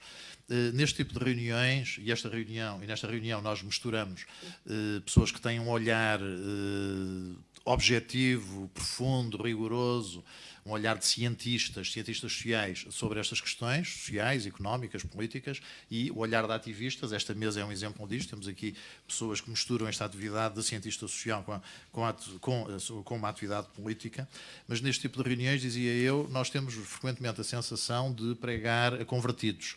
Provavelmente na assistência estão pessoas que se preocupam com este aumento da desigualdade, com o problema deste desaparecimento, deste emagrecimento das políticas sociais, e nós gostaríamos, como o Carvalho da Silva acabou de dizer, de chegar a outras pessoas. Essa é a grande questão, porque há uma coisa de que não nos devemos esquecer. Houve alturas em que as coisas não eram assim, em que havia um regime ditatorial qualquer que tinha sido imposto pela força e que impunha uma quantidade de medidas injustas, e era relativamente fácil, no plano político, encontrar justificações e receitas para a ação política. Nós vivemos em regimes de democracia, em regimes democráticos, com eleições livres, com liberdade de expressão. É evidente que com algumas restrições que nós conhecemos, mas as pessoas podem votar, podem escolher os partidos, podem escolher os dirigentes que vão dirigir o país, e a questão é que estas políticas todas que aqui na sala foram criticadas, e criticadas não apenas com base em valores que seriam só por si suficientes, mas não só com base em valores, mas com base em dados objetivos que medem a realidade, estas políticas, dizia eu, são postas em prática por governos eleitos democraticamente. Este é eu diria que é um dos grandes problemas que nós temos, não é só a situação grave que estamos a viver e o aumento da pobreza e o aumento das desigualdades, a perda de cidadania, este emagrecimento da democracia, mas o facto de tudo isto estar a acontecer num contexto, estar a ser produzido por um sistema que é um sistema democrático. Há aqui qualquer coisa que de facto não está a funcionar a esse nível.